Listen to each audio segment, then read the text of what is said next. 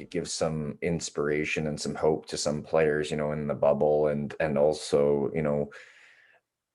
the players that question their coaches sometimes on some changes. Maybe it's from D to forward, forward to D, or there's many other things that you're kind of like wondering. But um, you know, just from knowing you, meeting you at Quinnipiac there, and hearing about your career before in Vernon, but back when you were in midget hockey or even in bantam, I guess, were you an offensive guy? Obviously not maybe high end offense guy, but were you on D?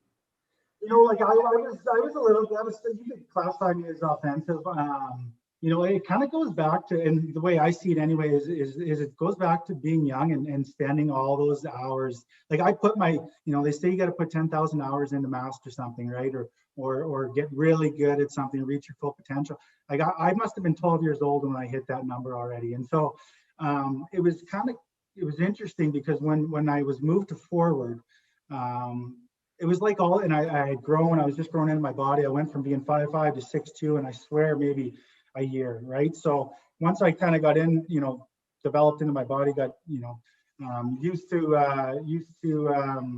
the new size and all those tools that I had developed on the ODR when I was young, literally just came out. And it was a crazy thing. I didn't see it coming.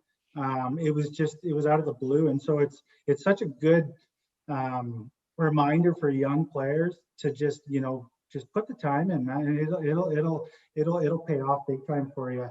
And my career is a perfect example of that. There's a couple, for my career anyway, there's a couple really good lessons there or tips, and that's one, like you said, be coachable. If a coach wants to move you up to forward, you don't say a word, just listen, and they're the ones calling the shots. If you're a parent, don't, my kid's been playing D his whole life, like, you're going to mess everything up. It doesn't work that way. The coaches are the ones that create the opportunities. You do the work, it'll pan out. And so many people try and dictate the way they want their career to go, which can end up hurting them. So, the coaches know the game best, especially at that stage in your career, especially as a young guy. Be coachable. And that goes all the way to at any level. If you listen to your coaches, parents stay out of it. You're setting yourself up for success. Yeah, no, I agree. Obviously there's questions that are asked, that's fine. But, as you get up to those stages, it's a matter of, there's a lot of things with, it's not even skills, it's just behavior, attitude, and how you're reacting to all these issues, adversity and stuff that you're going through. It's not just you.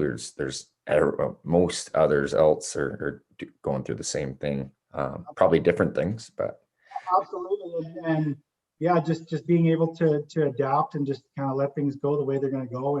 And being a team player is everything. Like if you can really take out the selfish part of the game, obviously there is some things that you need to really obviously focus on yourself with. But when these NCAA schools or even WHL teams, when they're looking to either draft you in the bantam draft or bring you on a scholarship, the first question they ask your coach is this guy a team player? Is he going to be able to get along in our dressing room? Does he complain? Like they're going to ask all those questions. If you don't check off those boxes early on, then they don't even look at you. And so it goes to show that if you can really be a team guy, and focus on team success and not your own personal success, it's going to go a long way for you. Because you can be the best player in the world, but if you can't fit in a dressing room, they're not even going to look at you. They'd rather take their chance on a guy that's going to work hard. You're not going to complain and is going to be coachable and want team success and have the team at the forefront of their goals and aspirations, and that's what that's what's going to help you in the long run. Yeah. And when you talk about when you're saying how the coaches and management aren't gonna keep you, right? It's even the players. If you can't last in the dressing room and be part of a team, yes, there's a little groups in teams, but it's at the end of the day, they all go on the ice to play together, right? And if someone's not fitting in at all, then they're just gonna pick a different player. And if the team does well, you do well.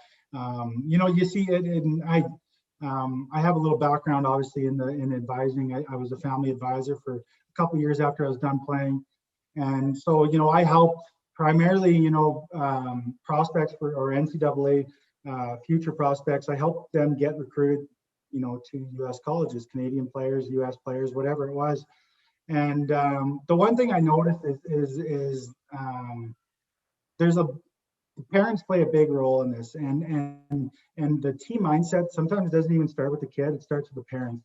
I remember more so than not, I'd go watch a kid play or one of my players, and I'd hear mom and dad in the crowd, and they'd be like, go Timmy, go Timmy, go, and or like skate faster, and just those little things that the kid's got a lot going on in his head while he's playing. He's got the pressure of his coach, he's got the pressure of the team, he's got the pressure of his peers, and then you throw in the mix of the parents being on him too. That can really crowd the brain and really limit potential. And I was always focused on getting the parents to focus on the team. So instead of let's go Timmy, like it was more so let's go, whatever the team name was, Quinnipiac Bobcats, let's go Bobcats, and focusing on that, and that really helps the kid carry on that mindset as well. Yeah, completely agree. Awesome point there. Making sure, little Scotty is thinking team, big picture, not just little picture of scoring goals all the time and all that stuff. You got to think how you can contribute. By some point in your career, there's a very, very good chance that you're not going to be a Sidney Crosby, Connor McDavid, these types of players that take their team to the top. But also you gotta just like you said before, you might be grocery sticking, you might be sitting on the bench for a little while and getting that call, I don't know, maybe 1 to 5 times a period. And that's not, when you're getting that many shifts, you're not the Mr. Goal scorer or point getter. You're the guy that's going out there to provide energy, try to maybe switch the momentum in the game to your team side. Might even have to stick up for teammates is what you were really good at there, reserves and being a leader, right? Energy, finishing checks.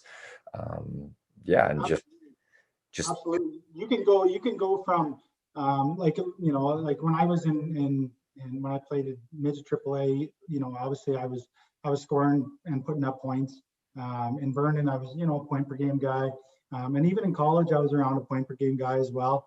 And then as soon as I went to pro, and it's like once you get to the pro stage, you can be the top leading scorer on your team in college, and in order to be a first line, second line guy in pro, you got to be one of the top 200 players in the world. And so what happens is that you can be a point getter, but at some point in your career you're going to have to change your role. And the way I looked at it was, and I have a few stories about this too, and kind of how I handled it, was that you can't guarantee you're going to score a goal. You can't guarantee you're going to score. You're going to get a couple assists in the game. What you can control is that you're going to be a good team player. You're going to work hard. You're going to put the time in off the ice, in the gym. You're going to be on time, and you can control how physical you play out there, whether you stick up for teammates. And a